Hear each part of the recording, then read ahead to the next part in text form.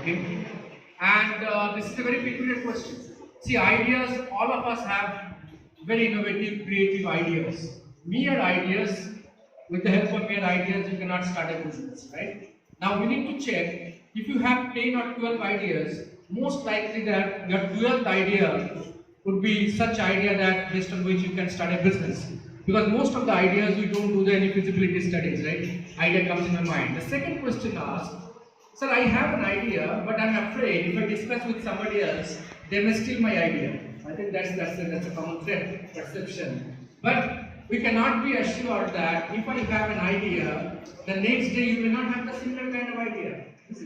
There is all possibility that your similar kind of ideas may 10 or 12 other people also have. So what is that uniqueness, right? Uniqueness is, today's mantra is fast and forward, is not slow and steady, right? We start small and scale up fast. I think that's the startup ecosystem mantra. I think there is the catch. Otherwise, I met another mentee. He said, sir, I have an idea, but I'm afraid that I don't want to discuss with my tech guys to develop that application platform. Okay, so that is the kind of common I encounter with the mentees. Then I said, why don't you go for some kind of non-disclosure agreement? So if you've already identified the tech guy, so I think your problem can be addressed. So this is something with the idea. And one person came and asked me, sir, I want to become an entrepreneur. Can you tell me one idea? I said, you can't become an entrepreneur, right? What I think the sir also said rightly. See, in the institution, we can create a learning environment, a perfect ecosystem to mentor you. But at the end of the day, see, this your desire or the driving, what you have inside yourself, that will help you to become an entrepreneur. Now today, the concept of entrepreneur has changed a little bit.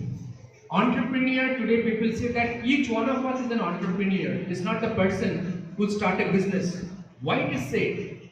Entrepreneur is more likely is about being entrepreneurial, being creative. Like being creative, each one of us can save a lot of expenses, can modify our work processes. By that we can increase the effectiveness and the efficiency, right? We can save a lot of money. I think our productivity can go many-fold up. Being entrepreneurial, I think that's very, very important. That's the mantra. Whether you start your own business or you join a company, your family-run business, or someone is a housewife, I think there is plenty of opportunities wherein each one of us can become creative, save some money, and expedite our regular works. That's one. The second common myth also, and the kind of problem, the access to the fund, right? The mentees will ask, I have an idea, I don't have the fund. But today, funding, if you look back, all the successful entrepreneurs, whether it's Bill Gates or Mark Zuckerberg or whomsoever may be, they started their business not with any kind of outsourced funding. Is it not? They invested their pocket money and they started the business. That we need to tell them. And today there is ample opportunity wherein you can outsource the co-founders. As an individual, I may not have the access to the fund, but there are some rich guys, my good friends, who wants to join hand and wants to fund.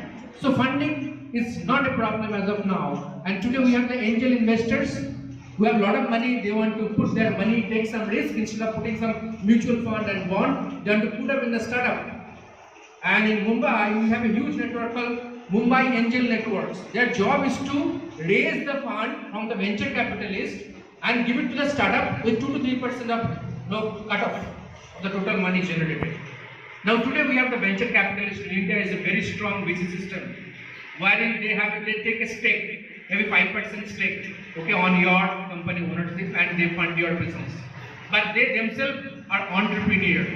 Okay, so and beside that, see, there is, as I rightly said in the beginning itself, we need, and what Professor also said in his presentation, institutional mechanism, government policy intervention is very much important to ensure the startup system in the country. If I take the example of India, today India will find a lot of startups because our government has taken proactive decision. As I said, in one day you can have your company registered, and that's something very, very unique. 2 years you did not pay the GST for your startup, right? And if you register with Ministry of MSME, or Ministry of Startup India initiative, they are in lot of venture capitalists, lot of funding agencies are there with whom you can connect and you can easily raise your fund. I think these are the kind of government interventions which helps, right, startups to come up. So, as Sir also rightly said, our chief guest, that entrepreneurship cannot be taught, it can be caught, right?